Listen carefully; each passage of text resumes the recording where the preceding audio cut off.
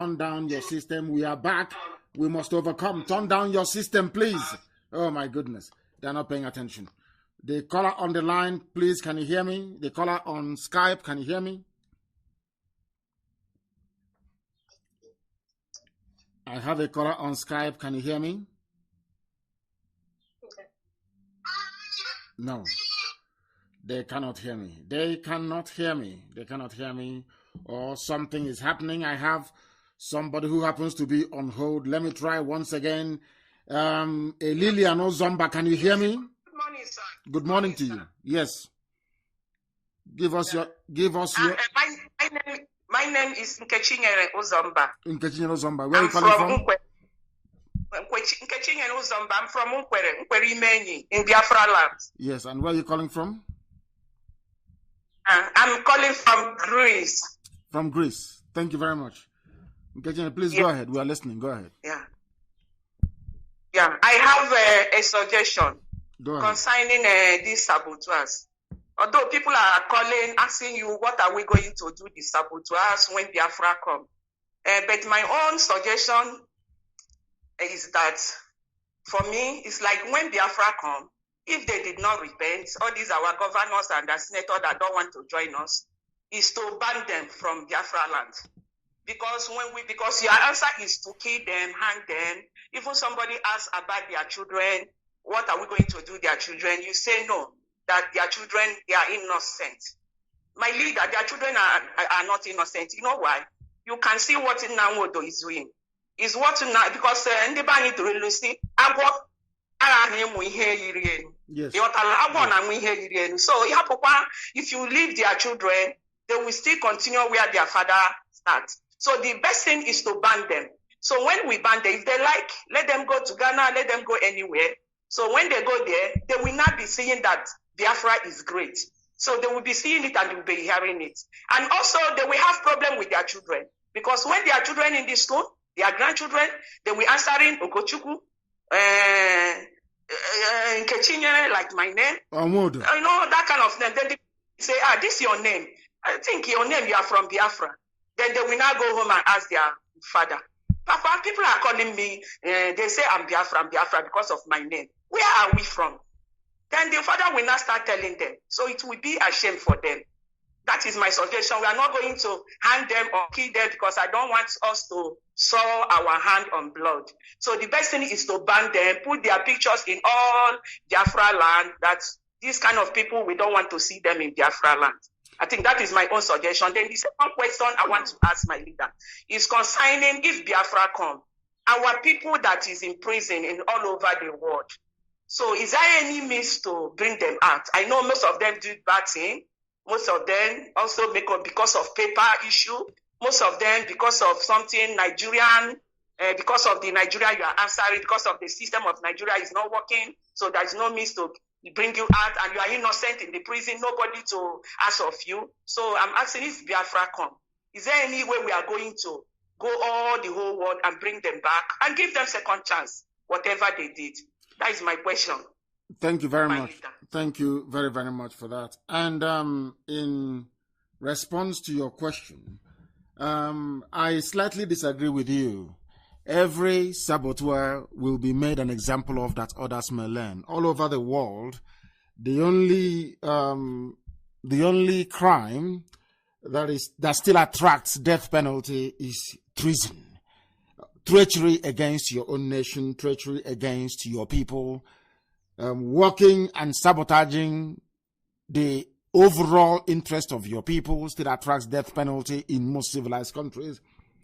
And for everybody who is involved in sabotaging what we are doing, they are going to go down for it. Their children are innocent. As you said, is anyone answering Ifajuna, where we come from now? The answer is no. The same way nobody will answer Nwodo in time to come. Nobody will answer Uzodema in time to come. These are people who are traitors. Anybody who is a frontline traitor, their names will disappear. That is how it's always been in history. And that's how it's always going to be. And their children will change their surname because of the shame that their father has brought on them.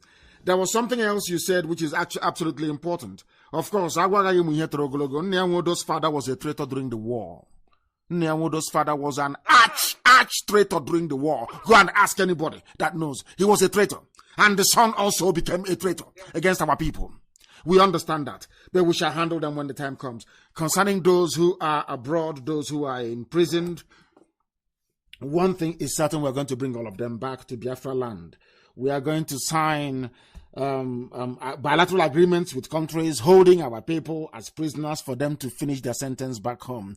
That doesn't mean we are in any way, shape, or form encouraging bad behavior or criminality. What we're saying is that they will come back to our land to serve. And after that, any other person who embroils him or herself in any measure, any type of crime at all, abroad, will have to bear the consequences. We don't want to condone criminality. We don't want to be seen as a people condoning criminality, because there'll be none in Biafra. Employment will be provided. Nobody will be homeless. Everybody will have something to do before. The same way we were before the white man came. Everybody has something they were doing. That is why in our land we had no beggars before the white man came. It is only the existence of the Zoological Republic and our participation in it that has led us now that we can now hear that some people are out on the streets begging, trying to be like Alamajiri from the north. I thank you, my dear sister. Thank you very much. Your contributions are noted, and I can assure you that we're going to do all we can to bring our people back home, and they will come back home. They will come back home. That I can assure you. They will come back home. I have a caller on the line. Please give us your name and where you're calling us from. They are not listening. They are listening via another means. They are listening via another. They are listening to my voice and also calling us. I don't understand why they do this. If I hear my voice, that I can assure you, I will not be able to take your call. I will not be able to take your call, please. The caller on the line, can you hear me on Skype? Can you hear me? Yeah, good morning, leader Mazi Nnamdi Kanu. Thank you very much. Good morning to you. Where are you calling from and what's your name? I'm calling from Morocco. I'm calling from Morocco, Casablanca. From Casablanca in Morocco. Are you a member of this noble family in Morocco? Are you one of us in Morocco? Yeah, I am a member of the noble family. We have 4 zones in Morocco. Amazing. Amazing. We have 5 zones in Morocco. We have 5 zones in Morocco. I'm really impressed calling you, my leader. I'm really impressed. Thank you. Go ahead. I'm overwhelmed. I'm overwhelmed. I'm carried away calling you today, hearing your voice today. Thank you. Thank you. Go ahead. My name's Philip Chukwunyemeze Chigwe. I'm from Igbuzo, Delta State, Biafra land. Mention that name again, where you come from. Pronounce it properly. Where are you from? My name is Chukwunyemeze Chigwe. Mm-hmm. Chukwunyemeze. Yes. Go ahead. I can no longer hear him. Can you hear me? I can't hear him. Unbelievable. I can't hear him anymore. He's from Ibuzo. Igbo Binozo. Igbo Binozo. In the so-called Delta State. Igbo Binozo. Igbo Uzo. That is the name of where he comes from. Unfortunately, we seem to have lost him. And I'll ask him to please try and call us back. Igbo Binozo. Today they call it Ibuza. Fulani said it's name Ibuza. How wretched. The caller on the line, can you hear me? Hello, good morning. Raise your voice for us, please. Are you afraid? Don't be afraid. Raise your voice. Give us your name and where you are, please.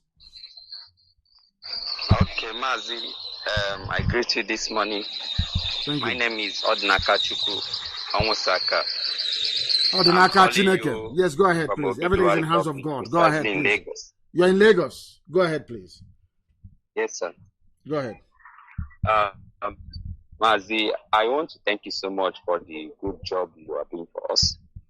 And it's a big thing that you are doing for all of us. We understand what you are doing. And then I've been calling for this radio Biafra since, and I'm not able to get you, but I thank God. You have gotten through today, and the world is waiting to hear from you. Please go ahead. You have gotten through. The world is waiting to hear from you. Go ahead. Okay, Mazi. What I want to say to you is I have a suggestion towards some people who do not want us to succeed in what we are doing, especially the saboteurs in our land, who have been paying deaf ears to what is happening on the ground, the death of people and the killing of IPOB everywhere. they feel it doesn't concern them.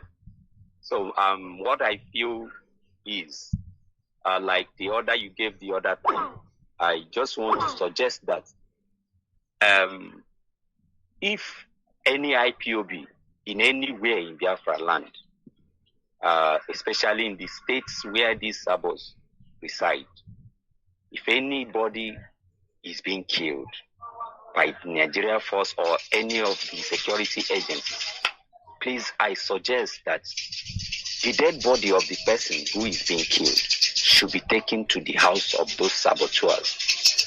The villagers should mobilize themselves, the youths carry those dead bodies to their place. Let them eat it.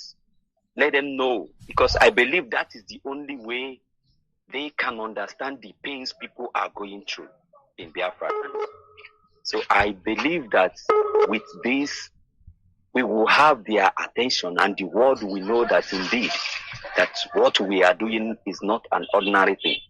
So that by the time they have those dead bodies in their place, maybe they will eat them, or maybe their mind will be recalled to what is happening on the ground in Biafra land. Mazi, I thank you so much, and I pray that Chukwuka continue to bless you till Biafra comes. You say, thank you for that. But nothing is going to stop the saboteurs. You know them very well, the way they operate. I have another caller on the line. Can you hear me? The caller on the line, can you hear me? Please turn your system down, your name and where you are, please, if you may. Can you hear me? Man, good morning. Good morning to you. Yes, your name and where you're calling from? My name is Chukwuka Obieze. I'm calling you from Biafra land, Aba province. Thank you very much. Please go ahead. And how was it at home yesterday? Did you all comply at home? It was, yes, total shutdown in Abia State. Aba is total lockdown. No even single vehicle was on the road, not even the market, and every other environment within Abia State was totally locked down. Thank you very much. Please go ahead. The world is listening. Go ahead. Mazi, please, my little contribution to this, our noble movement, is our students that sometimes the Europeans, Americans, and other developed countries will come here and they will conduct kind of test that they will pick our best brains among us, and they will say that they are giving them scholarship to abroad, and they will take them there. Some people will sign life contracts, and the rest of them, I don't know how we are going to handle that. And secondly, most of them, I don't know if they will actually return back to our Biafra land if Biafra comes, and how we are going to get those people back to our land. Because taking them away from our land is like taking our resources out of our land. This is my first question.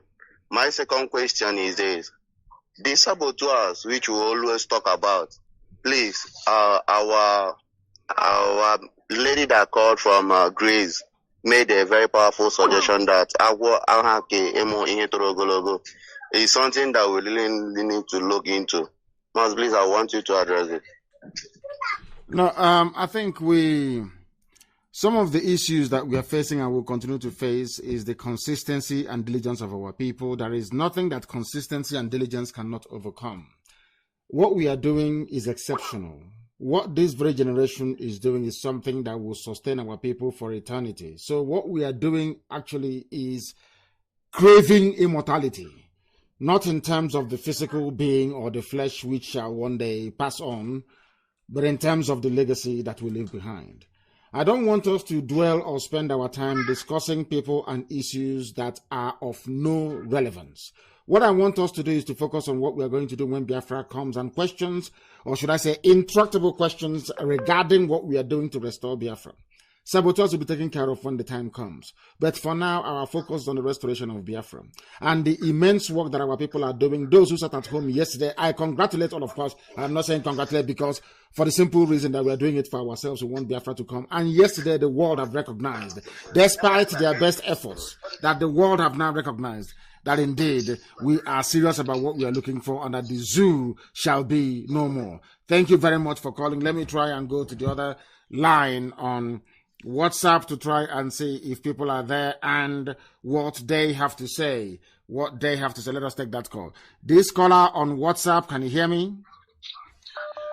Mazi, good morning, sir. Good morning to you. Your name and where you're calling us from, if you may. This is Ago Chukwemeka. Please, Mazi, I'm calling from Belgium. From Belgium, thank you very much. The good thing about IPOB, this very platform, Radio Biafra, is that we have listeners all over the world. In Morocco, in Greece, in Belgium, in Biafra land, everywhere. We are well represented. That is why we are formidable. Please go ahead. Yeah, Mazi, please, there's something that keep on bothering me, but I just want to say it because I don't know how you will feel about it. Go ahead. It's about, I heard that he's your in-law in Germany. Yes. You know, that man has been terrorizing us, and he said he's not an IPOB.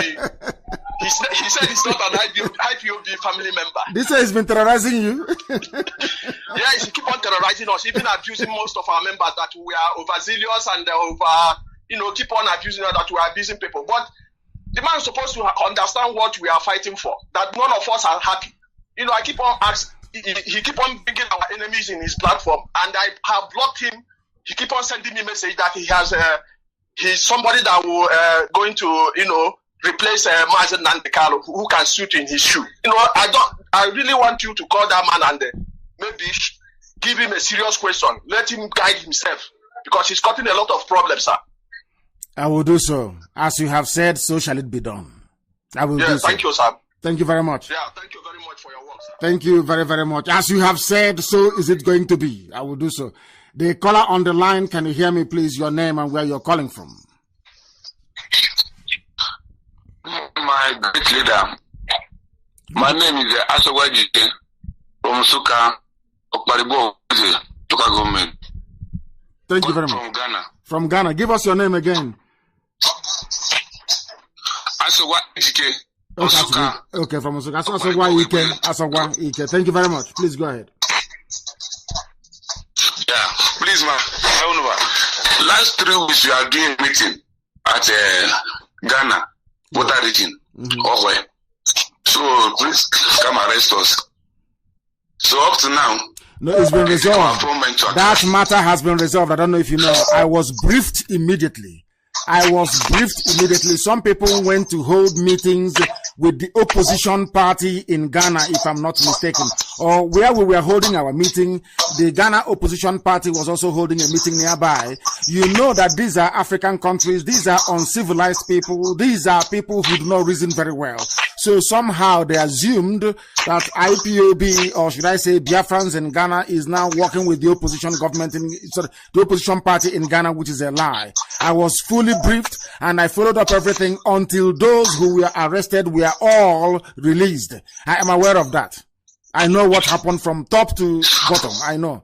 And I also know that some of them who have or who had issues with their papers were transferred to immigration, and we're following everything up. That I can assure you. Anywhere anything happens to a family member, I am promptly briefed about it. And we set in motion a machinery to secure their release. So be rest assured. Thank you, sir. And even yesterday we had a bad news. Our neighbor coordinator had accident dead.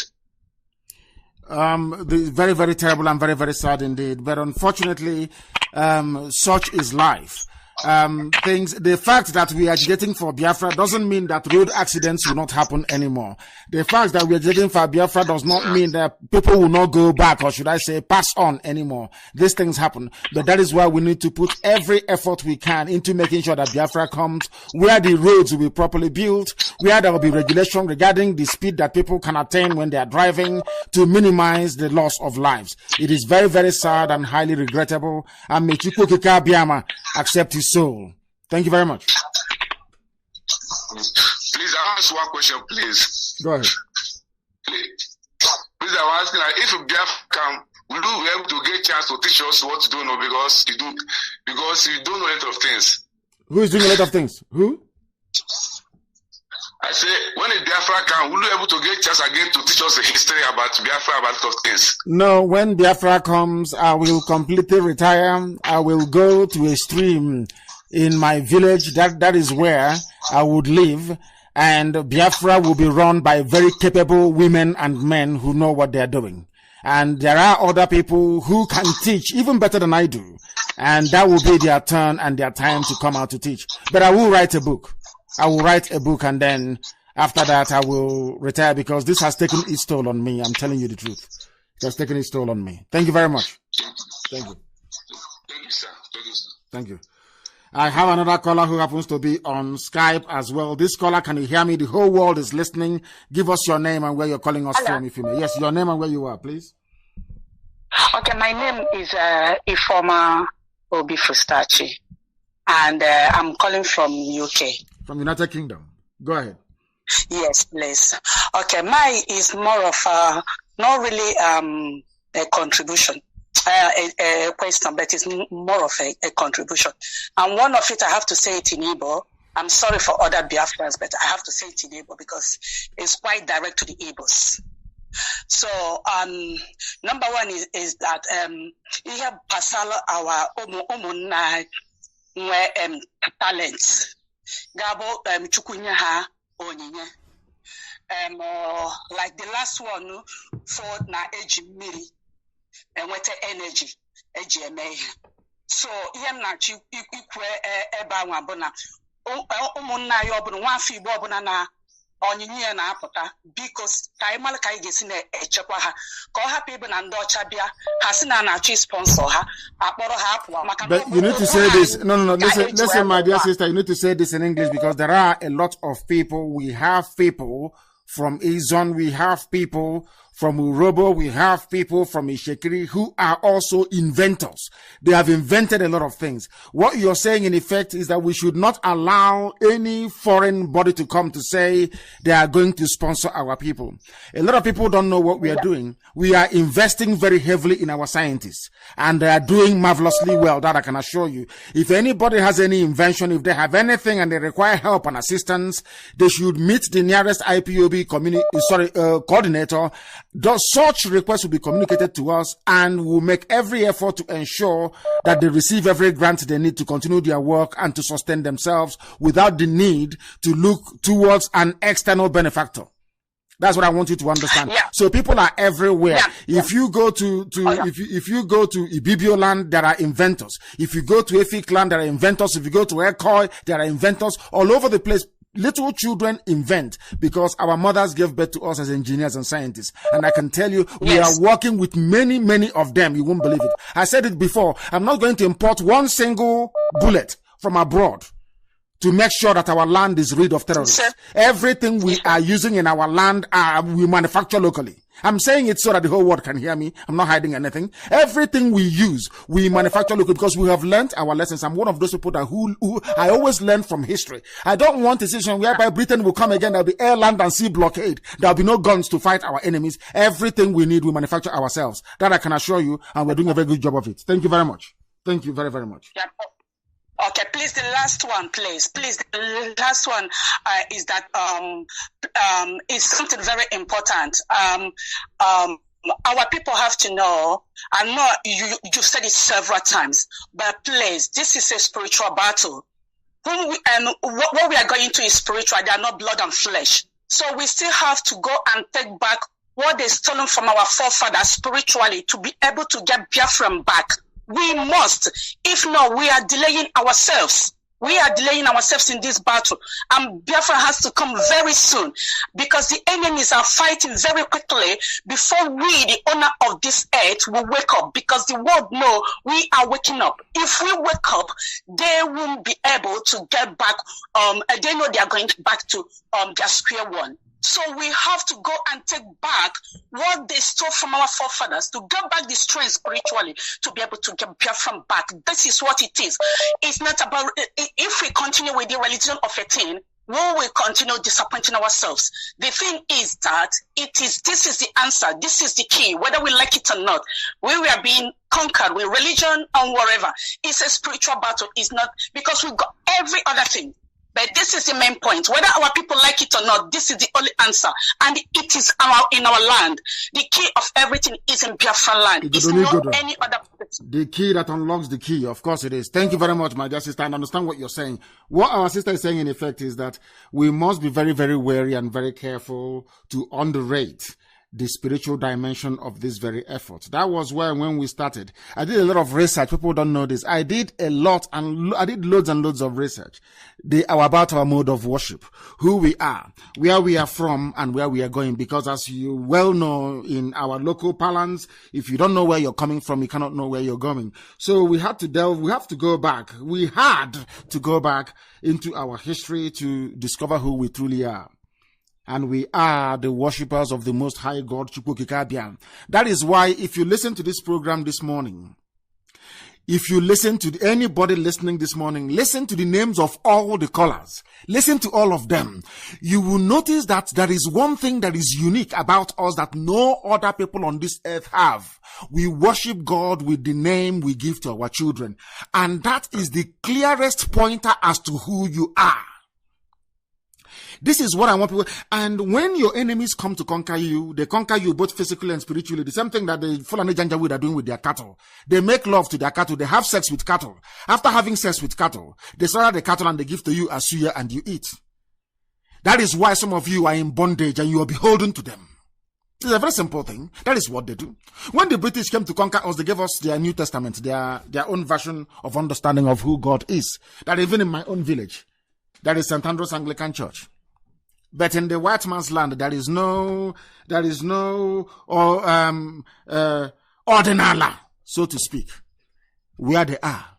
And one thing our people don't understand is that when we study, when we research, people should research from a perspective that recognize objectivity. You have to be objective. You don't have to be sentimental. When we did the whole of the research and we discovered that our temple was in Arochukwu that the British destroyed in 1904, we asked ourselves, what were they doing inside that Arochukwu? What happened?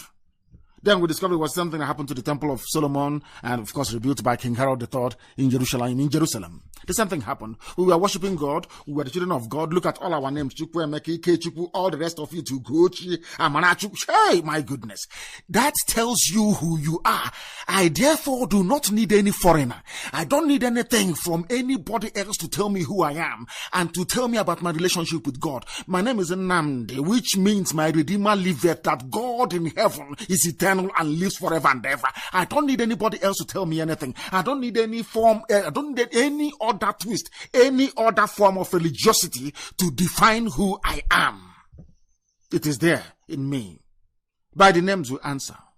Umuchukwu. How many villages are there in our land that answer Umuchukwu? How many villages are there that answer Ihechukwu? Ihechukwu, the light of God. Which other religion again do I need when God is present in me, is in my village, is in my name? That is who we are. And that is why IPOB is formidable. That is why nobody can dare stand to debate us. Nobody. Did terrible things happen? Of course, terrible things happened in the past. People corrupted our mode of worship and called it Omenala. And I am very, very happy that in this day and age, in these days, what we have now is not anymore. People start dancing from 12 o'clock in the afternoon, which is against our way of life, which is why, of course, you have divorce every blessed day. Before, we never used to divorce, but now we divorce because people now do put up a show. They change their cloth from 12 o'clock to 6 o'clock in the evening. Whereas in the olden days, when you're getting married, that day you'll be crying because you are no longer coming back to your father's house. Only when there is a ceremony and you cannot stay for more than 2 days. Now, it is now Omenala. Egbanku is now Omenala, whereas it was not before. That is why Ordinala is always better than Omenala. Ordinala is the culture, the way of life of the people, whereas tradition is Omenala. Ordinala is your culture, your way of life, your roots, whereas tradition is Omenala. Omenala, anything can be tradition. Wearing Ashebi is now tradition in our land, whereas before we never used to wear Ashebi. There was nothing like Ashebi in our land before. These are the things that people need to understand. Before, when you are mourning, be it your father, your mother, or your husband, or your wife, you mourn for 1 year. But these days, people go for burial on Friday, and on Sunday they go to church dancing and wearing white cloth. Period of mourning is over. All these things are now Omenala. Whereas the Ordinala itself, our way of life, stipulates that the period of mourning is for 1 year. We know all of these things, and that's what we're going back to, because we understand these things. People cannot see what we have seen. They cannot see what we have seen. They cannot see it. And that is why I encourage people, keep on researching. All of you should travel. There are places you need to travel in our land. People must go for pilgrimage. You must go to the hills to go and see the pyramids built by our forefathers and ask yourself, where did they get the knowledge to build these pyramids? You must also go to Aguleri. You must go to Aguleri. You must go to Umueri. You must go. Look at the way the women, look at the way they worship. I was there and I've seen all these things for myself. You must go to Umueri. You must go to Aguleri. You must go to Nsude. Udi Hills. You must go there. Very, very important. You must go to Unri. Agopuri. You must go to Unri. You must go and see the Adama of Unri. When you go to Unri, go to the Adama of Unri. He will take you to a place called Ohianwefi, where people used to sacrifice bull to God Almighty in heaven. I have been there, and I have prayed there. Have you been? No, you have not. You have not been to those places. And then, how can you know how grounded we are spiritually? How can anybody know? Have you been to Owe Eri? Have you been to Arochukwu? Have you been? Forget about what you're told by idiots who fathered by Fulani people. Have you been to Arochukwu?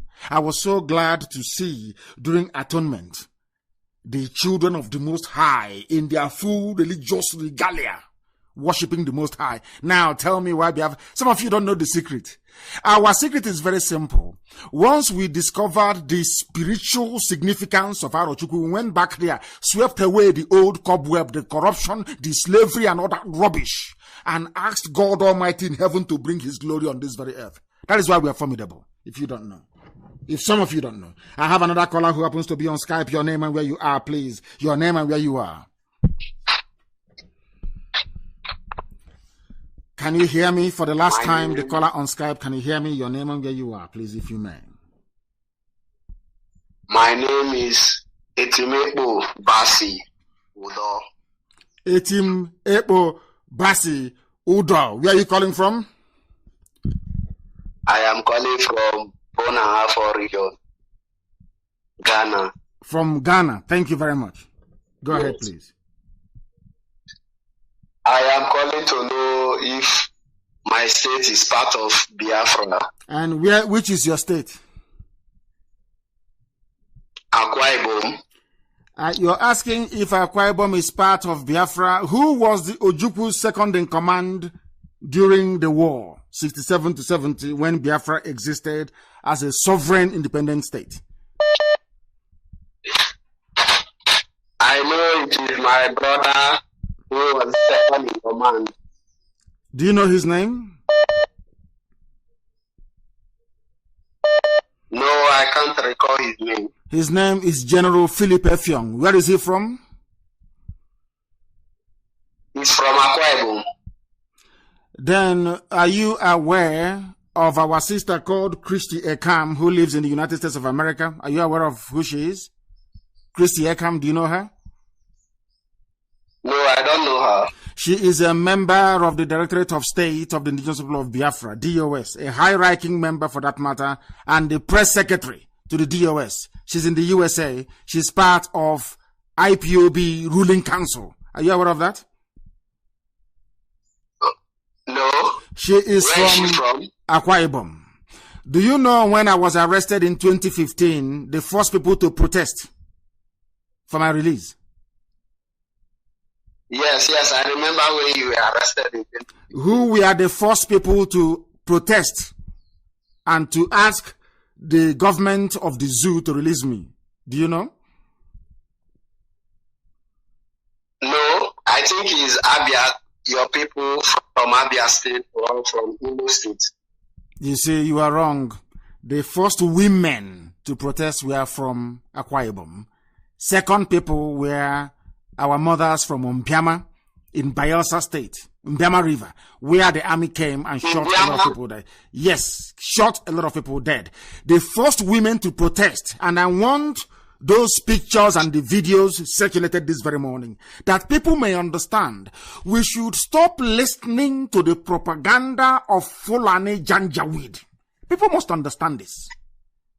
Let me also give you a very simple assignment. Do you have access to the internet? Yes, of course. You do have access to the internet. There is a very simple assignment I would like you to do. As I'm telling you to do this assignment after this call, I want other people to do it now, and perhaps as part of the commentary on my page on Facebook at Mazi Nnamdi Kanu, to put their findings and their results there. Which people make up Akwa Ibom State? The Ibibio, and little of the Anang and Efik. Anang, Efik, and the Ibibio. Do you know that they are all one people? Yes. Do you know that if you go to Google right now and you Google Ibibio, and you will see that their closest relatives are Igbo people? Are you aware of that? Yes, I'm aware of that, but I'm not really sure. Okay, you are aware, but you are not really sure. I'm asking you to go back now and do your research and become doubly sure. Are you aware that the Okonko fraternity, that is the highest fraternity in Igbo land, is from Anang? Are you aware of that? It's from Anang.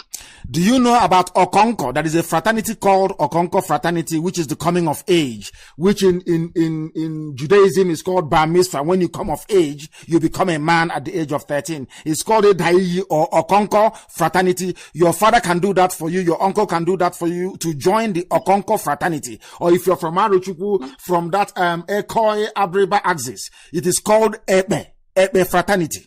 Are you aware that these two fraternities are from Efik and Anang, respectively? Are you aware of that? Yes. I know of it very well. Are you also aware of the writing called Insibidi? Are you aware of that? How people used to communicate from a Jagam before the white man came. Are you aware of that? Yes. Then how can you say is Akwa Ibom State part of what we are doing when it is integral? If you dress up and I dress up in our traditional gear, do you think anybody can tell us apart who we are? If our mothers come out with their two-piece wrapper, do you think anybody can distinguish between two of them? Do you think so? No.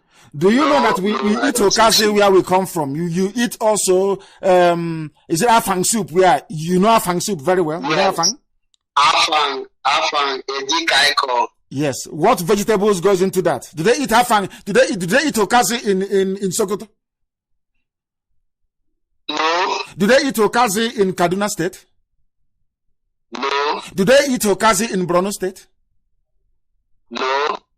So if we dress the same way, we eat the same food, we have the same okonko, the same ebe, how can you be different from me? Okay, you see, my dear brother, go and ask the governor of Cross River State. He knows who he is. That's why I respect him. Go to the governor, even Cross River State governor. Go and ask, and you will know that we are all Igbo people, all of us.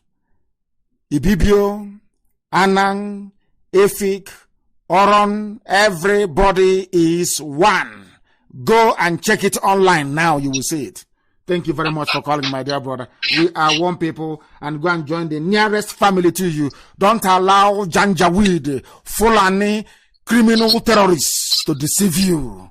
That time has come and gone. That is why this generation is very formidable. Thank you very much, my dear brother.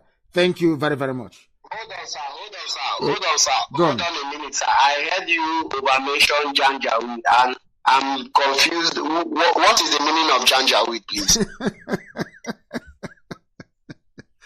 Janjaweed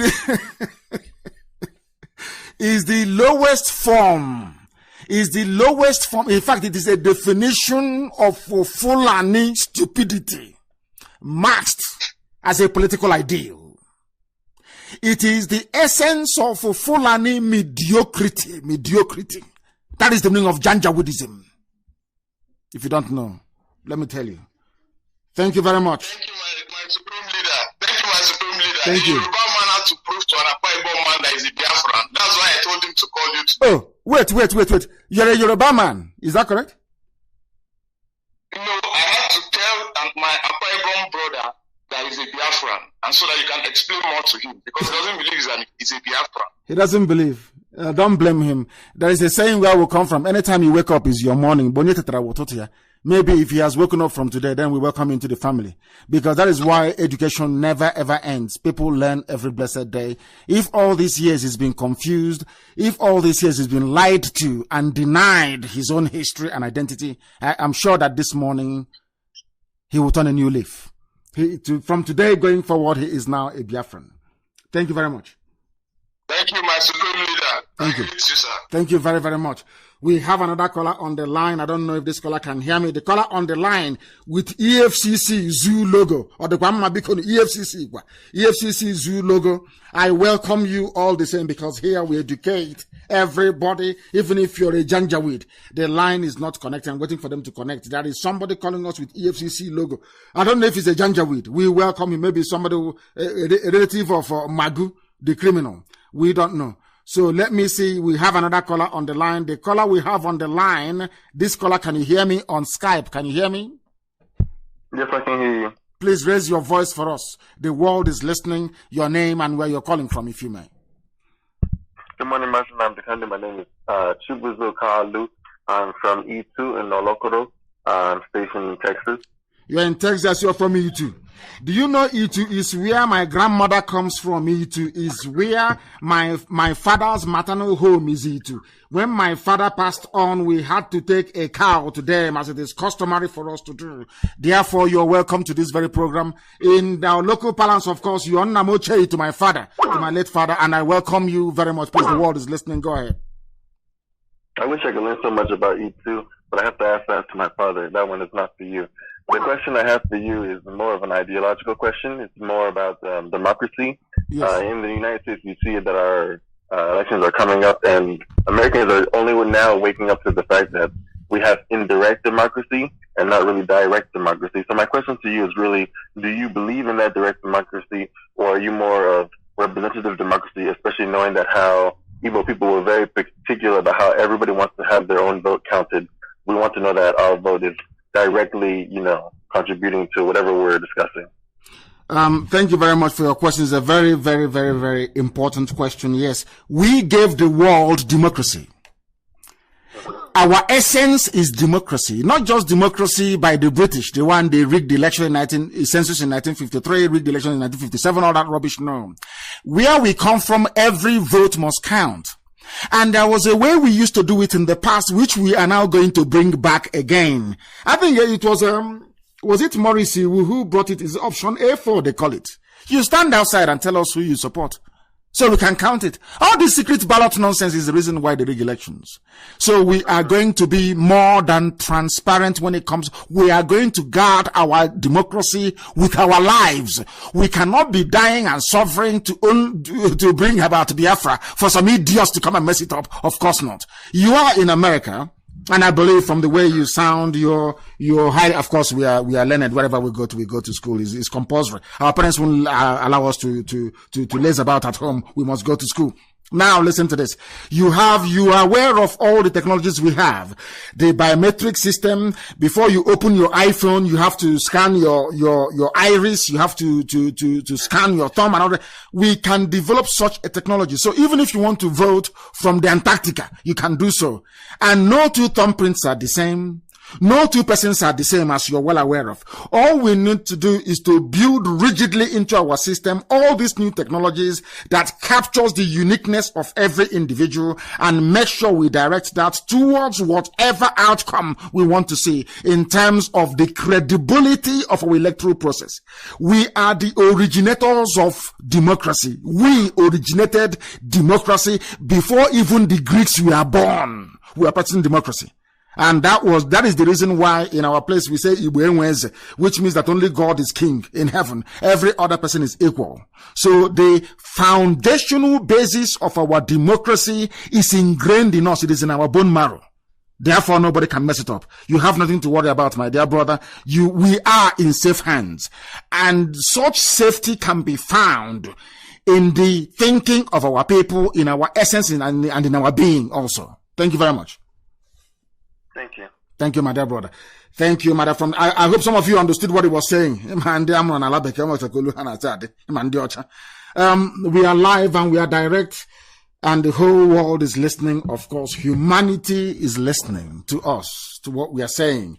If we are confused, this morning you can come out and receive the blessing of God.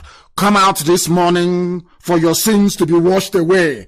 If you have been deceived by Fulani Janjaweed, if there is an altar where you are, you should go there and kneel down, because at the end of this very program, I'm going to pray for all of you. And the spirit of Janjaweedism, the spirit of Fulani deception and deceit will abandon you this very day. I have a caller, the caller from EFCC. Please try and call back. I have another caller on the line. Please, your name and where you are. Hello? Yes, please, your name and where you are. Good morning. Good morning to you. My name is Osinaka Chukwu Ogoke Azubike.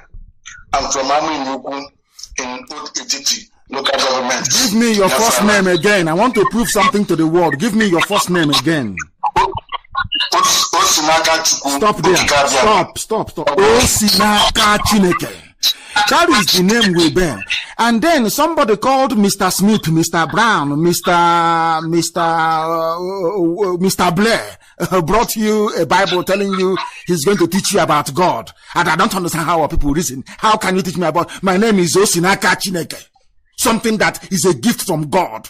And your name is Mr. Smith, Mr. Andrew, Mr. Brown. How can you teach me about God when by virtue of my own name, I am praising God already? You are blessed, my dear brother. Sunaka Chineke, please go ahead. The world is listening. Go ahead. Mazi Ndewo, may God bless you. And bless you. Bless your generation. Thank you. Mazi, because, I have two questions to ask. Since 2013, I joined the struggle. This is my first time of hearing your voice. It's like, I'm shaking. Honestly, I have to be honest with you. My dear brother, hold on, please. I want to correct something. It was Maurice Iwu that brought option A4, my dear brother. Thank you very much for the correction. Please, it was, Humphrey Nwosu that brought A4, not Maurice Iwu. It was Humphrey Nwosu from Ajali, or Ojali as the case may be, that brought option A4. Please, thank you very much. Go ahead, please. You are listening. Go ahead. So, Mazi, please permit me to ask my question in my own language, which is the language of heaven. Of course. Go ahead. Please, Mazi, I have two questions. I know that Biafra, that's why I wanted to ask this question. And people may, when you cannot hand and this is my question, but for me, all them are very, very important because I think about it almost every blessed day, every time, every second. In terms of saboteurs, saboteurs is, that Kama will come on them. That one is 100% sure. Kama will come on them. Mazi, because, we are when Bayelsa. Maybe Onitsha. And our brothers in Aba, honestly, I never been in Aba for one day. You've been in Aba for one day, but I won't must be. But our brothers in Aba, Hana plays Botam. Then on called Bayasa. Then our brothers now is Botam. My question I wanna, they won't take Biafra. Can they have this where Aba? Speak in English, please. What you're saying is not too sensitive, so put it in English or broken English. The whole world is listening. Okay, there are white professors who are listening from Argentina. People are listening. Yes. My question is this.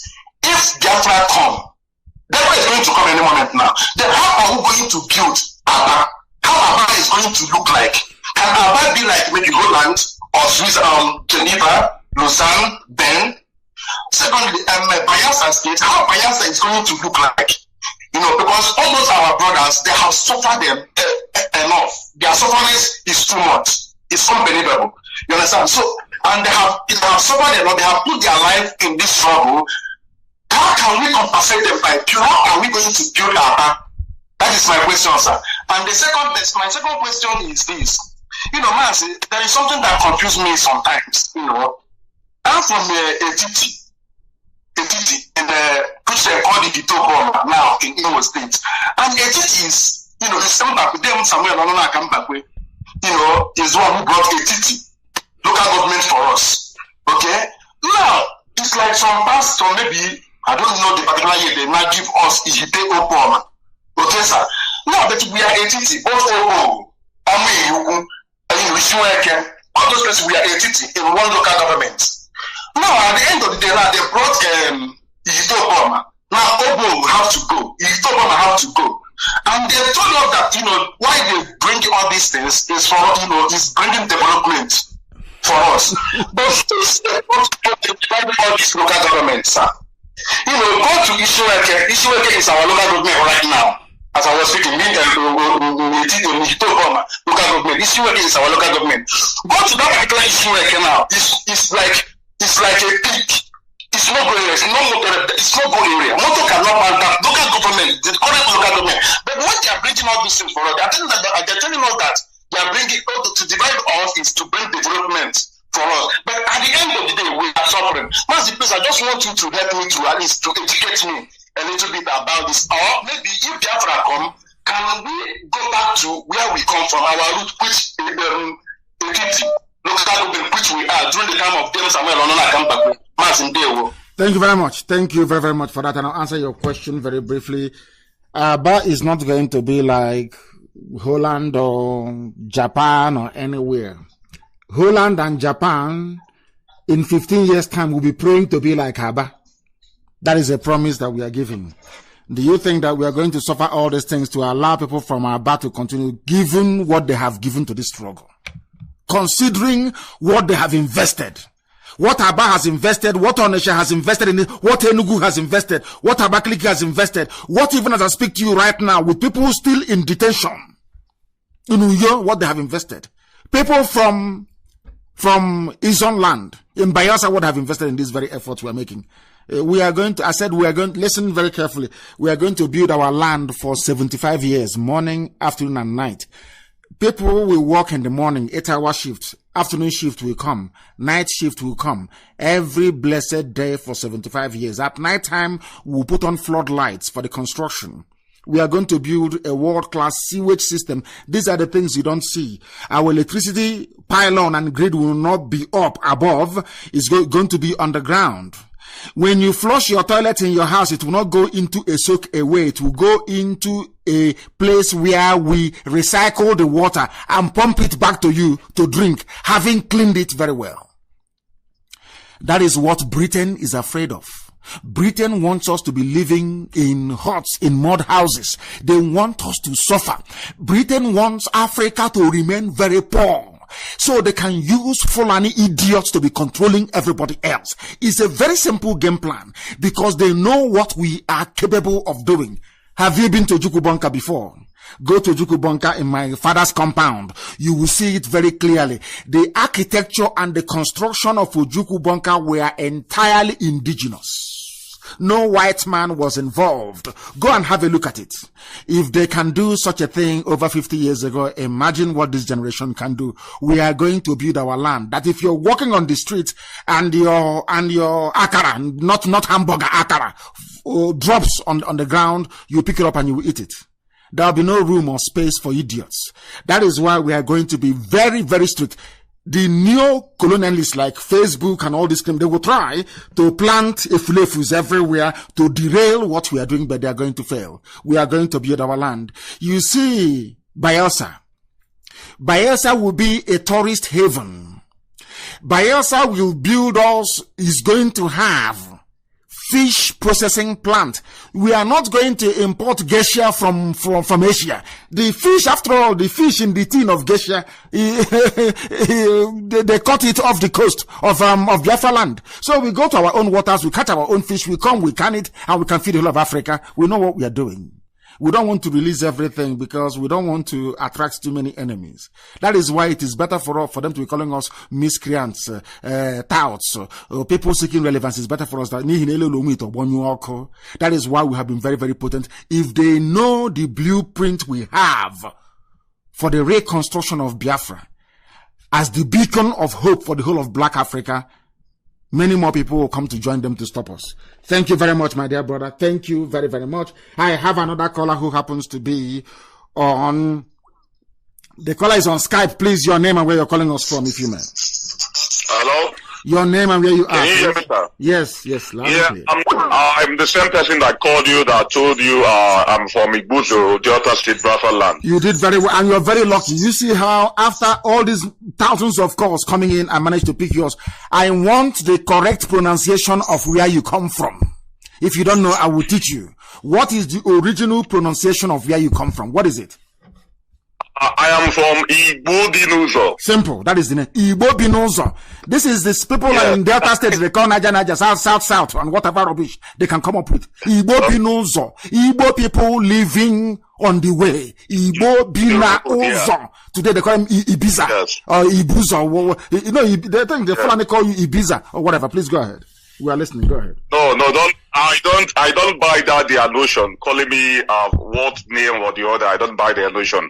First of all, Mazi, I would like to appreciate your effort for being there for the restoration of Biafra. It's not easy. I know my part where I came from. Actually, they are not into this restoration of Biafra too much. And even when you tell them about Biafra, sometimes they mock you. They do mock you. Sometimes they do mock you. They do tell you don't even have work. The Asaba people suffered during the Biafra war. They suffered most. The Asaba people, I can remember vividly. My mother used to tell me that they rounded the men. They told them to dance for Nigeria. At the same time, they killed them during that process. So that was hold on. Even my family. I said hold on, my dear brother. Hold on for a second, please. Let us get facts clear and straightforward. Yeah. Your name is Igbo Binuzo. What does that mean in your understanding? What does it mean? It means an Igbo people in the road. Yeah. Thank you very much. And people from your village said that they are not Igbo. Is that correct? I don't understand. Are they Igbo or not? Are they saying they're not Igbo? Most of the, will I say the unrated one, the foolish ones in part of it, not all of them. Now, you and them, who is stupid?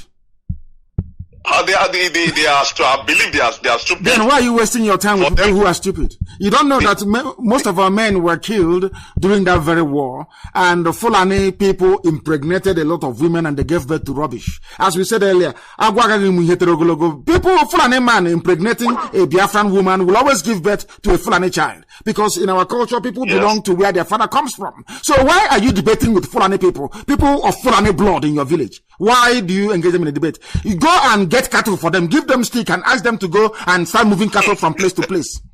Why are you debating with them? I don't understand. That is what happens when you debate with idiots.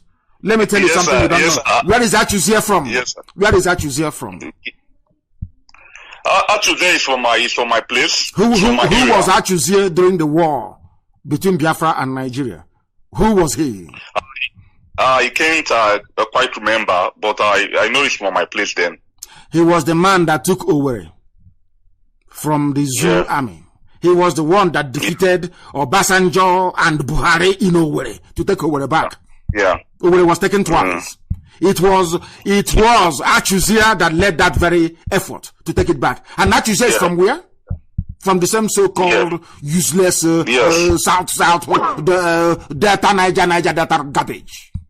I don't even buy their ideas. I don't buy their ideas, and that's why I'm part of the family, and that's why I'm in the family struggling to see how we can liberate our dear country. I'm not even with that their foolish ideas. I don't even buy it at all, because I know most of our people fought during the civil war, during the Biafra war. They fought toothlessly to bring Biafra to our existence. So I'm not buying the idea. But the reason why I actually called you, sir. Can you hear me, sir? Loud and clear. So also is the world. Listening. Go ahead. The reason why I actually called you is that I really appreciate your effort and everything you have been doing. I've been calling this number times and during your broadcast, but I cannot reach you. But I'm so happy to reach you today.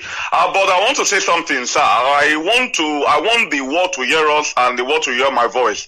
I want to advise our brothers, IPOB members, and all our lovers of Biafra that is calling you during your broadcast to please mind the kind of question they ask you. Most importantly, some of our ideas or some of what we want to do, our plans concerning the restoration of Biafra, and most importantly, the security aspect of it. the security aspect of of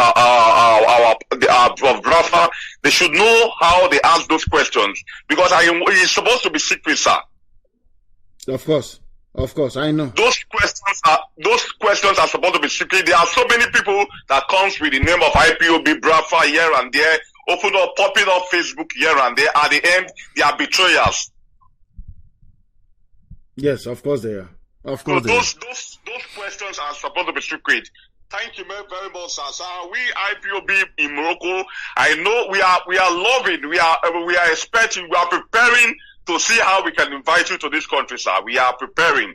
We are seeing how we can invite you to Morocco. I don't know how it's going to be possible, but we could like to see you in this place. We have 5 zones in Morocco. We could have to see you in Morocco, sir. Thank you very much. That means if the zoo government will not bribe Morocco to try and be very funny when I get there, that if you invite me to Morocco, I will be in Morocco. We must also remember that when the dead Buhari was being flown abroad for brain surgery, yes, he stopped breathing, and the plane made a stop in Casablanca. That was where they got the oxygen mask, the ventilator they put on the idiot, before they switched it off in England when the idiot died. And now they have Aisha's boyfriend prancing all over the place with his bent ear and all that nonsense. Thank you very much, my dear brother, for calling. Here we speak the truth. He say, and bless you too, my dear brother, and bless you immensely, and bless you too. We are live and we are direct, and the whole world is bearing us witness. Hey, Eligwana Baranya Kebe, thank you very much, my dear brother. The caller on WhatsApp, can you hear me? Your name and where you're calling from, please. My name is Nnamdi. I am calling from Anambra West in Anam. Hey, these names. Onyede Kachineke. Who is like unto thee? Oh Lord, who is like thee? These are the names we bear. Chineke na maneme bere. Why people cannot sit down and reason, I don't know. Your name is a praise. Oh, please go ahead. Yes, sir. You know, I live in Bangladesh, so... You're in Bangladesh. You're in Bangladesh. Is everything okay? Yeah. So, I am calling because we are always saying we are not... we are not Nigeria because we are tired of bringing out our passport written Nigeria because the name is always insulting us. We are tired of bringing out the passport, and we are praying very soon we have to build our own embassy so that we can produce our passport, because as we are now, we are always identifying ourselves as a Biafran, and when they ask us about our passport, and our passport is written Nigeria, so the thing is always shaming us. We are tired of such a thing. Then you can become, if you have a very compelling case, you can become stateless. When you become stateless, ask the lawyers where you are, please. I think it differs from country to country. Once you are stateless, then the UN can step in and try and do something about it. Go and research people who are stateless. Until Biafra comes, you can decide to be stateless, which means you don't have to be called a zoo animal anymore. You don't have to be ashamed of bringing out this very passport. That is something that you need to research and try and do, because the zoo is a disgrace. The caller on WhatsApp, can you hear me, please? Your name and where you are. Hello. Yes, good morning, sir. Good morning to you. Yeah, my name is Ernest Chisum. I'm calling from Germany. Please go ahead. Chisum, God is following you. Yeah, please. Go ahead. God is my guide. Yes, sir. Please, go ahead. My leader. Yes, I don't have anything to say. I want to report something happening in my village to you, sir. I'm from Delta State, Abo, a Kanu East, Ekoma, Biafra land. After Umwede is my village. Are you Igbo or you are Niger Delta? Who are you? Abibo. Igbo. You are from Abo. Your name is Chisum. Yeah. Is that correct? So what do you say to people from Abo that say they are not Igbo, they are Nyoma? What do you say to them? Or they are from Delta River? It's not their fault, sir. It's not their fault. Maybe they call me, their eating is causing, but when the time comes, they will realize what they are doing, sir. Of course. Thank you very much. Please go ahead. Yeah. In my village, we have King community issue, but that one is not part of that. But there's one man in our village, maybe he's bigger than everyone, and he sold our land, our market to Fulani herdsmen. Give me his name. Fulani herdsmen. Give me the idiot's name. His name is Gabe in Jokede, and to say in title is Odoji Obodo. Gabe in Jokede. In Jokede, and Ojoronjom man in Jokede, and Odozio, he's in Abo, and he sold our land to Fulani Janjaweed. Yeah. Okay. Yeah, he sell it in. He said Ekwoma. Our village name is Ekwoma. After Umwede, you reach our village where you're coming from the west.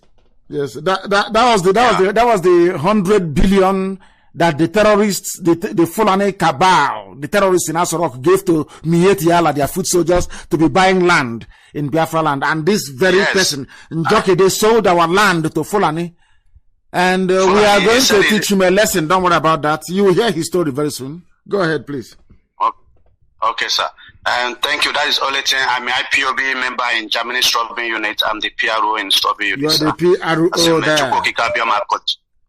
May continue to bless you, sir. He say, and bless you too, my dear brother. Bless you. Thank you very much. Our people are everywhere. We are all over the world. Unstoppable. Somebody has been calling us and calling. And I want to see if I can take their call. They've been calling diligently. Maybe they have something very important to say to us. Let us take their call. Maybe they have something important to say. The caller on WhatsApp, can you hear me, please? Your name and where you are. Yes, good afternoon. Hey, are you white? I'm only West Wabia State. Actually, see along one not. Okay. Uno the candy age coca oat. People that were raised on coca oat and cook me. I was on a call actually during your interview in Heritage with Ade Thomas. Yes. It was me. Yes, thank you very much. Please go ahead. But my Igbo name is thank you, sir. My Igbo name is Eziaku. Thank you so much for No, not your Igbo name. Eziaku is your name. Not your Igbo name. Eziaku is your name. Any other name is either English name or Asian name or Pakistani name. I don't know. Your name is Eziaku. Please go ahead. Give us your name again. Please. Eziaku Eloma. Very good. Thank you very much. Chukwemeka. God is great. Please I'm from Yes, I'm from Isialonga North, and I just wanted to say thank you so much. And I've been following your program ever when I was in PHN Watcher. All the while, you've been doing their first struggle. I have not really paid attention, but when I started paying attention, I discovered that we've missed a lot on this whole struggle, and I'm glad to be part of it.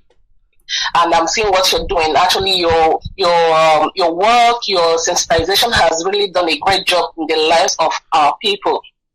But the only question I want to ask is a little bit, because I'm a little bit worried about our people, our youth. Because most of us now, we have integrated so much into the Nigerian system, and we reason like people that lives in Nigeria. So when we get this Biafra, not if, because I know we are going to get it. When we get Biafra, our youth, what are we going to do regarding how we think? Because this is worrisome. If you see that they see us as troublemakers, as stubborn people, and people who behaves like animals. How do we reset the brains of our people, especially our youth, to start thinking like normal human beings and not like Nigerian system that has so much messed up our brains? That is my question, sir. Thank you very much. And what we are going to do is very simple. By the time we finish with them, by the time you finish doing assignment, be it primary school or secondary school, there's something called homework, the same way that they inundate my children with homework every blessed day, even from kindergarten. By the time you finish, believe you me, your brains will be reset by force. Because the only reason why people do cultism is because there are no assignments in school. You can bribe a lecturer and you pass your exams. So you don't have any time at all. You start doing cultism. The only reason why people go and do armed robbery at night is because they have no day job. Because if you do a day job and you're going to do another night job when you get home because your wife will be waiting for you, what time do you have to go and start doing armed robbery? Because you have 2 jobs. One, you do a day job and you're working very, very hard. And by the time you finish, you have a woman waiting for you in the house. When you come back, you have to do another job before you sleep. So what time are you going to have to go to go and do armed robbery? Because we know what we are doing. Our people are going to go to school. They're going to study. They are going to work very hard because in the main, we are good people.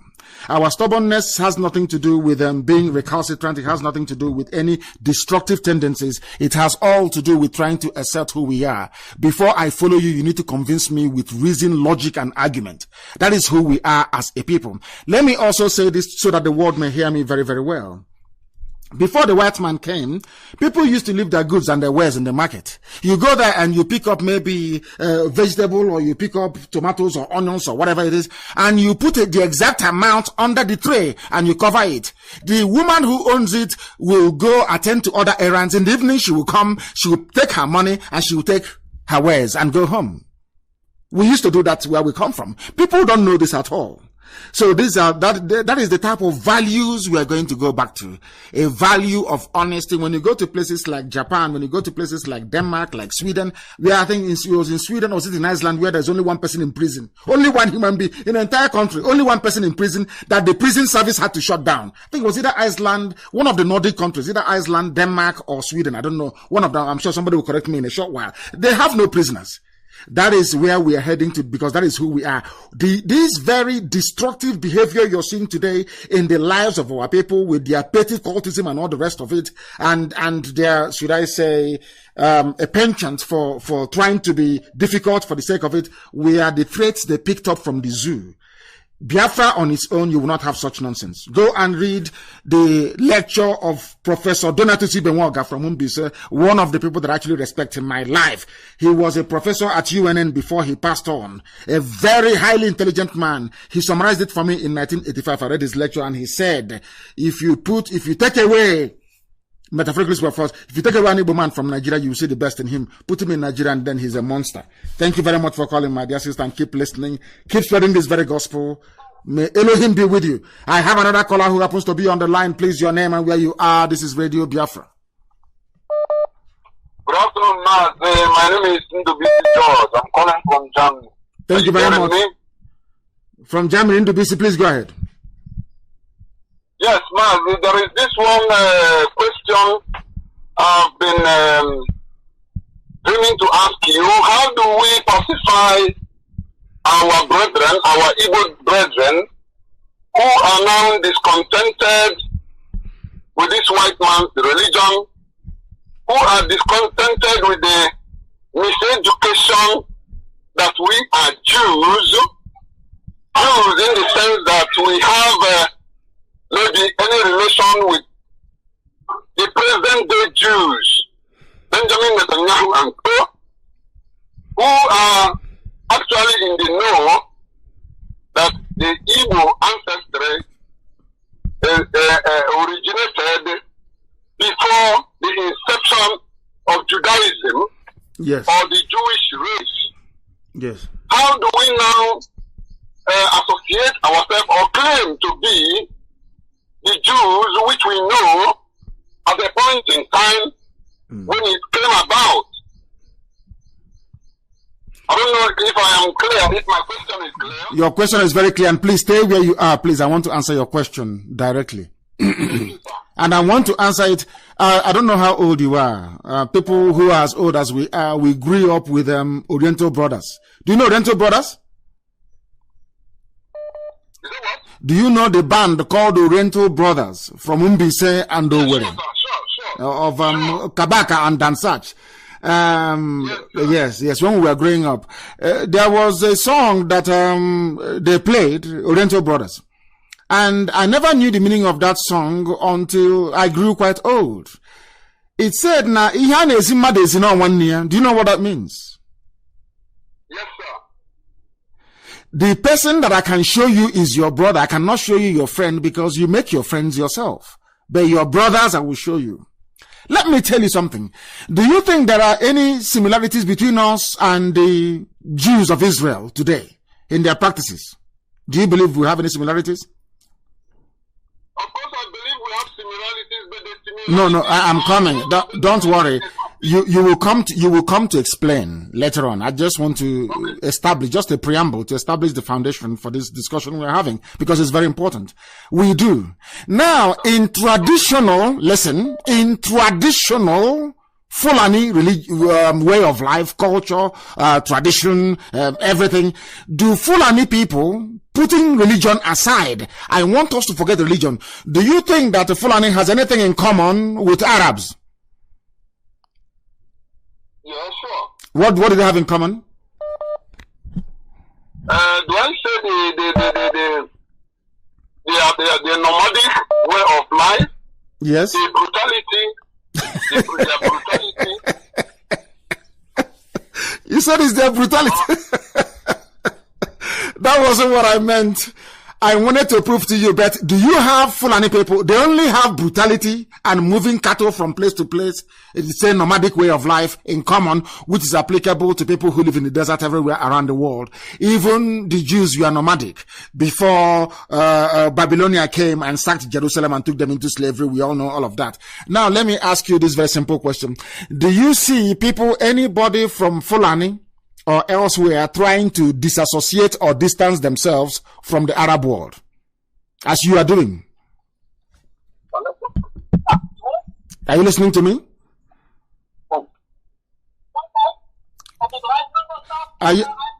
Can you hear me? Can you hear me? Are you busy? Are you at work? Are you at work? I'm listening, sir. I will ask you again. There are similarities between we Biafrans and the current state of Israel, be it from circumcision to the way we get married, to the way we come of age, to how we offer sacrifices, to libation. Do you know hot drink that we pour on the ground and pray? When you go and visit your father or your uncle, you buy them a hot drink and they pour libation for you. Do you know it's in the book of Numbers in the Bible, in the Old Testament of the Jews? Are you aware of that? I'm sure it's there, yes. Now, good. If you go to Fulani people or any other people from Africa claiming a kind of affinity or closeness to the Arab world, they don't have such similarities in culture. Now, let me ask you this question. The only thing that binds them together was a religion that was brought to them via conquest. Have you seen this idea of you people trying as much as you can to force yourself away from Israel? Have you seen any Fulani person trying to force himself to say, I'm not Arab, I don't want to be close to them? Have you seen that before? No, not really. Do you know why they are controlling you today? Why the Fulanis are in charge of you today? Tell me, sir. Because when they go outside, they can count on the support of their Arab masters. But you, that Israel can help you, you want to distance yourself from Israel, that you have a lot in common with. The people who don't have anything in common with the Arabs, I have never seen any Fulani man before castigate Arabia. I have never seen a Hausa man before castigate Arabia. But you are circumcised on the 8th day, the same day that Benjamin Netanyahu was circumcised. Your children, the same thing. But every blessed morning, you wake up in the morning, all you want to do is to distance yourself from Israel. The only people who can help you. Why do you have such mentality? Why? I think I understand you now, sir. If we have to claim oneness with these so-called Israelis, probably because we need one or two things from them. It's not because you need anything. Because you need brothers, you need sisters, you need allies. Allies. It's not because you need anything from... What day were you circumcised? On the 8th day, the same day that the Prime Minister of Israel was circumcised. And I'm asking you, if you don't have anything in common, why do you share this tradition? Nobody can answer that question. And I'm asking you, why are you suffering yourself? You want to be an island. Britain came, conquered you, told you had no history, you don't know God. We are bringing you St. James, bringing you St. Andrew, and all that garbage. And we bought it hook, line, and sinker. The real people who are your brothers, your own flesh, and your own blood, you are denying them. What is wrong with you people? I'm asking you. What is wrong with you? Mazi, I think I understand where you're going. We are just trying to pacify our brothers who have been agitating or who are seeing it differently. No. For the sole reason that all these similarities we know that the so-called Jews or the present-day Jews, the Israelites, they copied it or they got it from the Igbo, the original African. That is not for debate. What I'm saying is that they are your relatives. It doesn't matter who came from who. It doesn't matter. I don't know why you people always want to distance yourself away from your own people. This thing you're doing now is the same reason why somebody from Igbo knows is saying he's not Igbo. Somebody from Abo is saying he's not Igbo. What is wrong with you people? What is wrong with your brain? You always want to distance yourself from yourselves. And I asked you a simple question. Egypt you have today, was Egypt, were they Arabians before? Is Egypt original Arab country? I'm asking you. No, now, let me ask you again. Do you see people clamoring and saying, oh, we are not Arabs because of the Egyptians? Did they do that? No. Exactly. Then you must learn from them. If you don't know how to, if you are somebody who you smelt iron and you don't know how to do ogene, you know what is ogene? You look at the tail of the kite. It will show you how to mold ogene. It's called common sense. Sometimes where we reason, we don't reason like Igbo people anymore. I don't know why you want to distance yourself from your own flesh and your own blood. It doesn't matter who comes from who. Arabs are everywhere, all the way to Libya. Did Libya belong to Arabia before? The answer is no. They came and conquered it. All these stupid, silly debates we are having, nobody's having it in Arabia. Nobody's having it in the north, and they're the ones controlling you. You see your relatives and you distance yourself from them. It's not good, my dear brother, please. It is not good. We must change the way we reason. We must change the way we think. Very, very important. I have said it many times. We are the ancient people, the oldest people on the face of the earth. The language that God interacts with the angel with is Igbo language. We were the first people to give the whole world constitution. We are the only people that never had a king. Never in the history of mankind. We never had a king because God is our king. I have explained this thing from number 1 to number 100. Yet people don't understand it. I don't know what else you want us to do. Thank you very much for your call, madam. Do you have anything else to say, please? Anything else you want to say? Thank you, sir. Well, I understand your point, and I think it's going to help me to probably talk to our brethren who are insisting. Of course, I don't want to do away with the fact that these so-called Israelis, do I say they stole our identity? Then why didn't you go back and take back Jerusalem? If Jerusalem is yours, why didn't you take it back? Why did you allow the Jews of Europe and of America to take back Israel and Jerusalem? Why? Why didn't you go and take it back? You know, this is one problem I have. Let me tell you one thing. One difficulty I have with black mentality in the Western world. We are very lazy. We never ever practicalize anything we theorize about. We never ever do. We allow other people to do it, and then we come out and say, oh, a black man invented this. A black man. Where were you? You cannot sit in your village and tell me that you're the fastest man in the whole world. When you have the Olympic Games, you have the All Africa Games, you have the World Athletic Championship, to go there and prove that you are really the fastest man in the world. You cannot be in your village. You send both to go and run and become the fastest man. You say, oh no, I can run faster than him. If you can run faster than him, go outside and prove it. The problem we have is that we are too sentimental. We are lazy. We are sentimental. We provide excuse for every manner of idiocy we display. And I'm not part of it. I am not. That is why I will always commend the state of Israel. I will always commend the Jews of Europe for doing what none of you were able to do. You were there and the Arabs took over the land of God. You did nothing. Nothing for thousands of years. And the Jews of Europe went into Israel, took Israel, and today people are claiming it is theirs. That is rubbish. I don't believe in that garbage. I don't believe in that nonsense.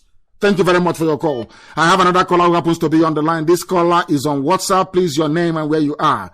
Your name and where you are, please. Yeah, good morning, my able leader. Good morning to you. Yeah, thank you very much. My name is Onyeka Onyeka Chineke, nobody is greater than God. Nobody is greater than God. That is your name. Please go ahead. Yes, my leader. Thank you for the opportunity. I've been calling. So a sister that just called, give me this line. I've been calling. And I'm very happy to speak with you, right, on Radio Biafra and everyone globally listening to us. Thank you, sir, for the good work you're doing. God bless you. Our knees are praying ceaselessly for you because we know there are many enemies surrounding you, even those who are blind, but because it's a mandate God has put in your hand, you will stand out. Nothing will happen to you and your family. So you will live to see Biafra and you will enjoy all the benefits and blessings that follows all your struggle. Mazi, there is something that is really bothering me. One is our people. A lady called, she made mention of spiritual stuff somewhere. But the thing is, I want you to please talk to our people. The danger which the Fulanis comes into our land, kill our people, slaughtering them. And when our brothers, I'm not supporting stealing, but this injustice of burning our brothers or our sisters in the market or somewhere because of hunger, they stole bread, and this God cannot be in the midst of people like this. If we are one voice crying, asking God to restore our nation back, please, sir, talk to our people. They should stop burning our people. You know why I'm saying this? I lost a brother many years ago in Aba. I was born in Aba, brought up in Aba, school in Aba. So they burned my cousin, who is an innocent person, just because someone that hated him screamed, thief, thief, thief. Onyoshi, onyoshi. So then that makes me sometimes when I see such people also who are going through those things, I say this person might be innocent just because of either hunger or someone just threatening him. And you know about people, which I don't know if they normally go out with kerosene, fuel and matches to be burning people. Please, God is angry. I've been disturbed. They should stop. Fulanis can come and be burning us, killing us, butchering us, and our people are killing our people again. This nonsense must stop. They should channel that energy to ask the day for all this Ohanese, all those evil people allowing Fulanis to come. They should use that channel, that power, go to their houses, bring them out, ask them why are they doing this to us? Because it's clear that we are no more safe. It's clear that it's only Biafra that can save us. It's clear now, nobody that is dreaming or sleeping, even the child in the womb knows that the only future he has is Biafra. As long as you're from Biafra land, even the Africans know. Sir, please. And there's something that happened on Thursday. I went to a company, I live in Germany. I went to a company where I normally get something. The boss for the first time came out and asked me, where are you from?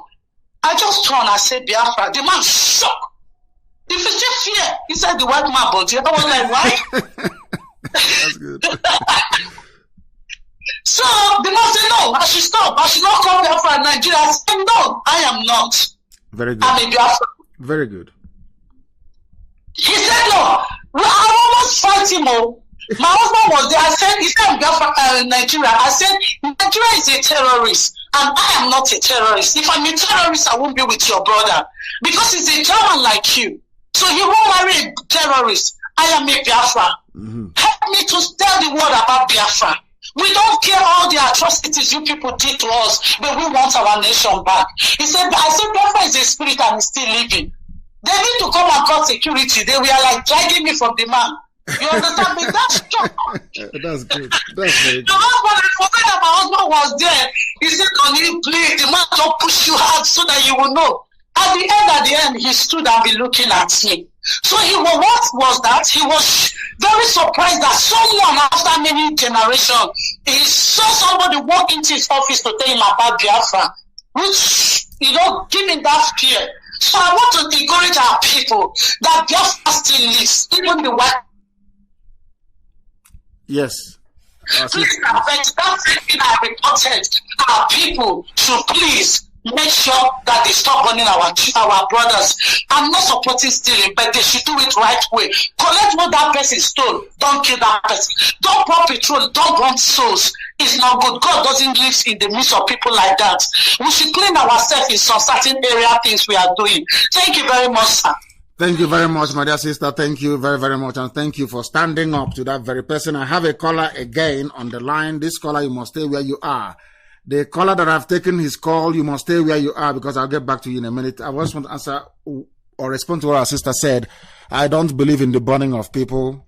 That is tantamount to human sacrifice. You don't do that. God is against it. You don't do it. God will curse any land that does that. Our people must be able to learn. Our people must be able to learn. Burning of people is wrong. It is bad. And we don't want it in our land. And I'm informing there is IPOB everywhere. All of us were IPOB anyway. Our volunteers are everywhere. We are not encouraging anybody to go and steal. Not at all. Not even a loaf of bread. But at the same time, burning of people is not good, and I will not encourage it, and I do not support it. I despise it. I am not happy about it.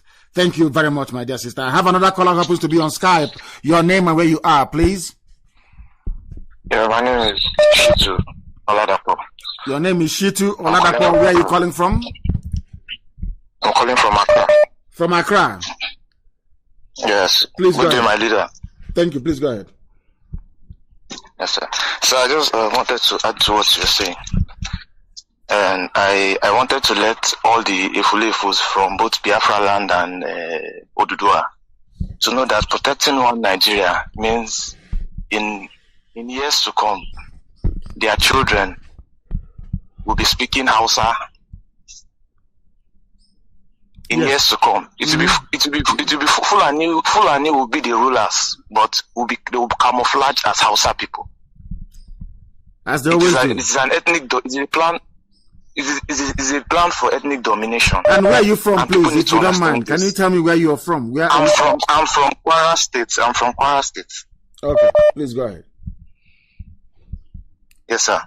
So I just want to encourage each and every one of us who wants Nigeria to break up to keep on doing it, because Nigeria is not for anybody.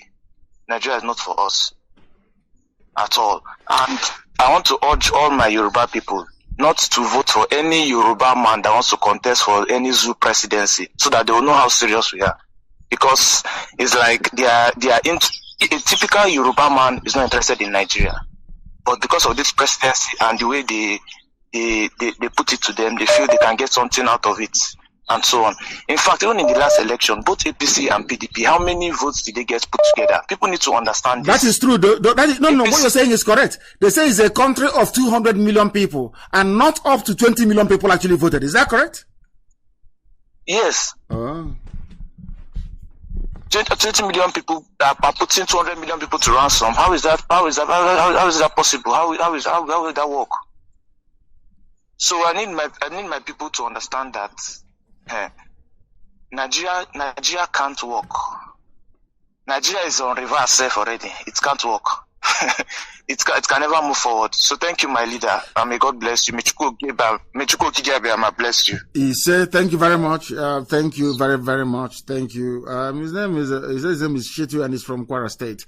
And I hope that it continues. I hope that this thing that our Oduduwa brethren have seen, that it continues. But yesterday yesterday the zoo died. I will analyze it a lot more better on Sunday. The zoo died on the 1st of October. The very first time. Yes, my dear brother, please, your name and where you are. I was just saying that the zoo died yesterday. Please go ahead. Hello, good afternoon, Mazi.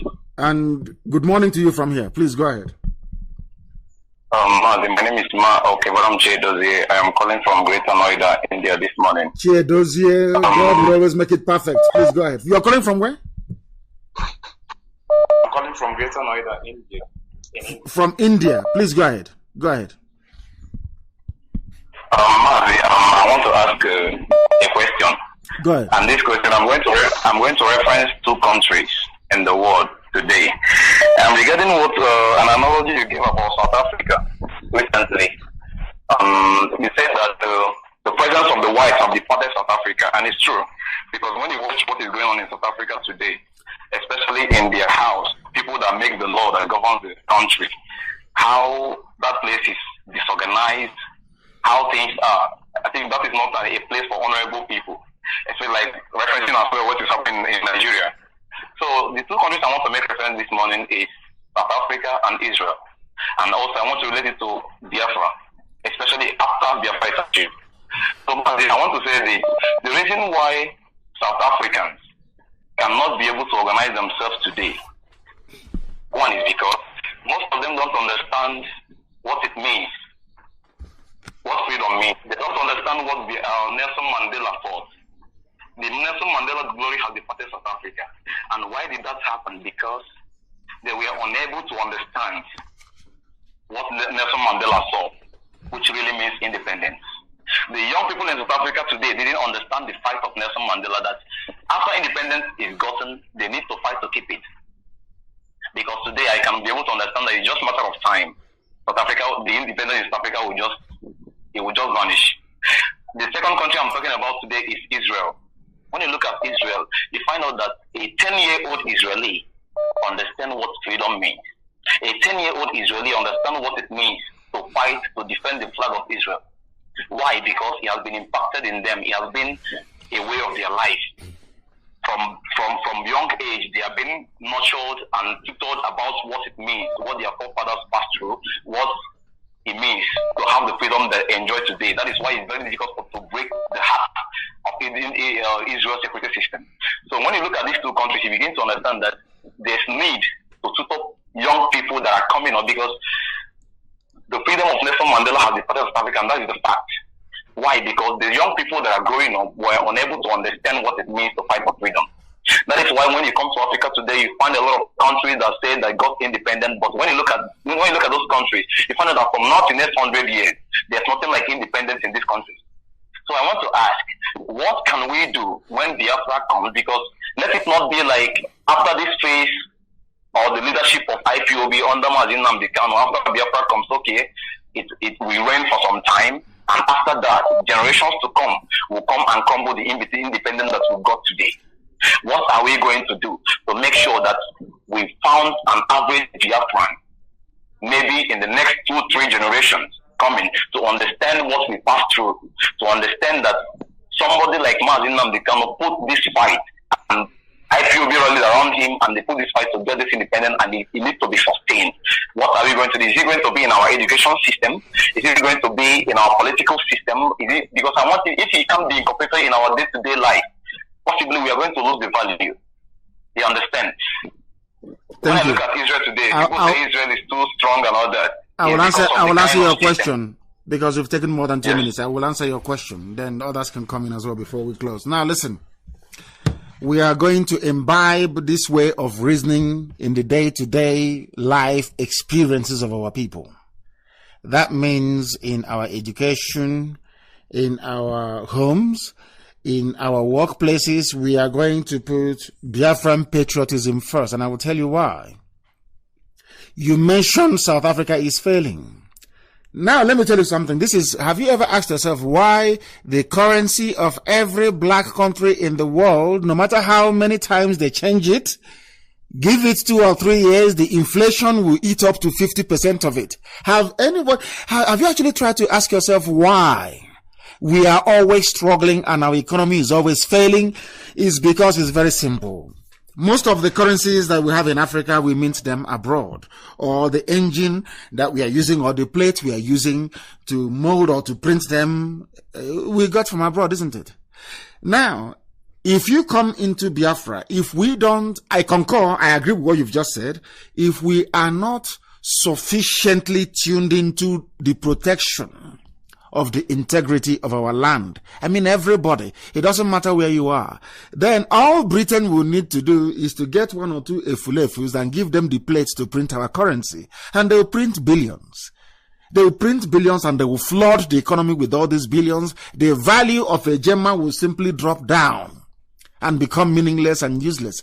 The white people, they have many ways to destroy your economy. Very, very many ways. Now you mentioned Israel. You cannot come to sabotage Israeli economy because Mossad is there. You can't do it. Shin Bet is there. You cannot do it. They are very strong. Their dedication is to protect their land, not money.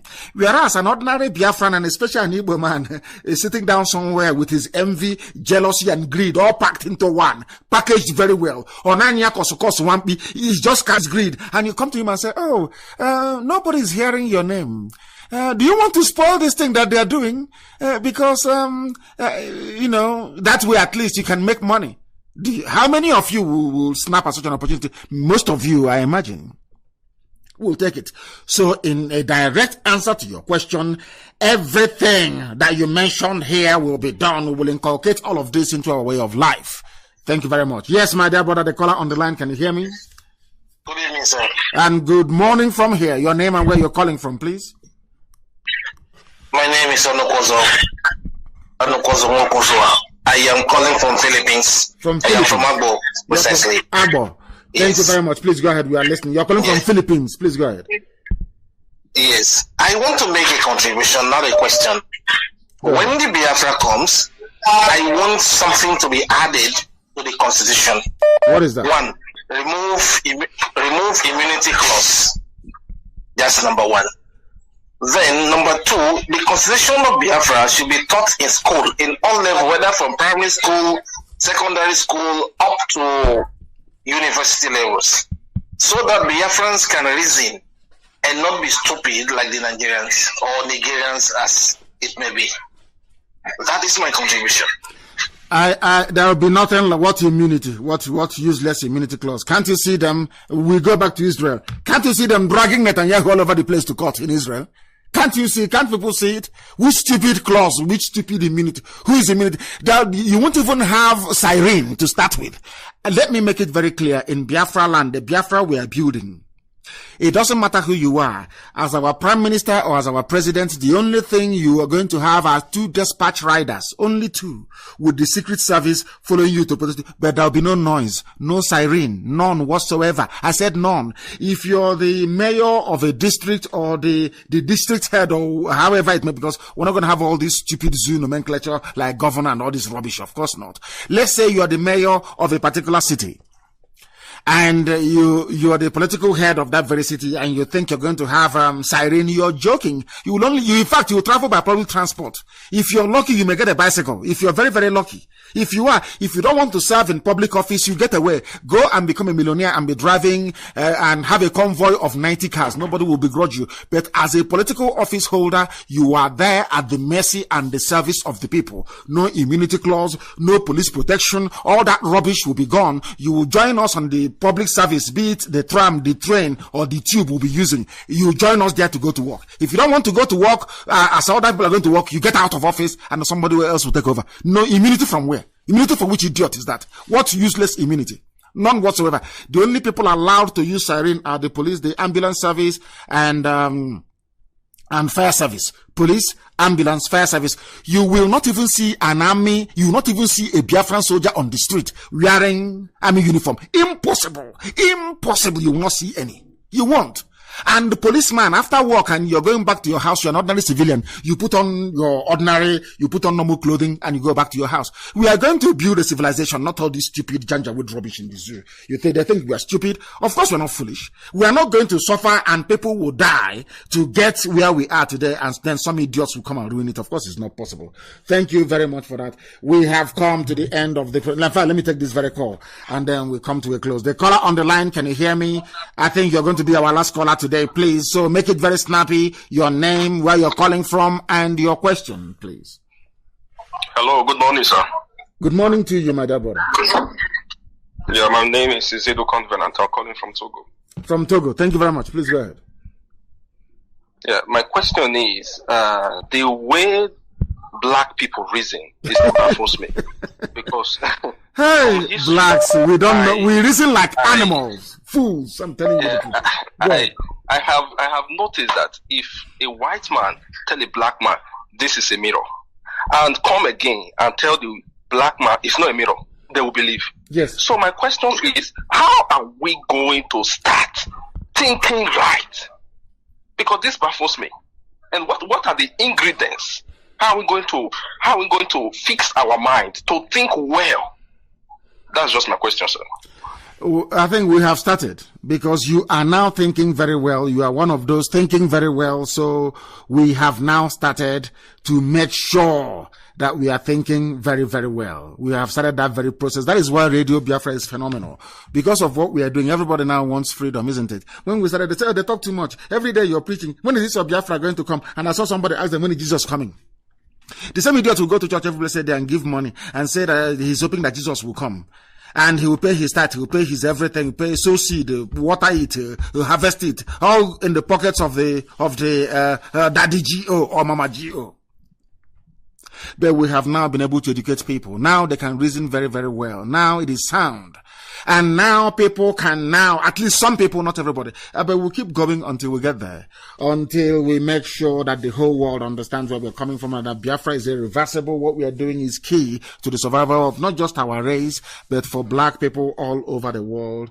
This very morning, I have received the name and the number of the idiot in Abo who is selling our land to me, Yetiala, and he will hear from us very, very soon, that I assure you. All of you panicking and afraid of Fulani in your forest, Fulani in your farms, very soon, they too will become history. They will not be in your farms anymore. If they want to live in our land, they should go to the townships and stay there, rent house and pay rent as everybody else does in any other part of the Zoological Republic. If you come to Biafra land, you cannot live in the forest, you cannot live in our farms. It is not meant for you. I can never ever be for you. I thank you all this morning for listening. We are going to reconvene on Sunday, 7 p.m. Biafra land time, 7 p.m. GMT. I thank all of you for listening, and as always, do not forget why we do what we do. Biafra to us is more than everything on this very earth. Biafra to us is our religion. Here on Radio Biafra is where we worship, because Elohim Chukwukika Biama Prumihenine is our God. Wherever you are this morning, afternoon, evening, or night, I love you all very much from the bottom of my heart. From me, from here, good morning.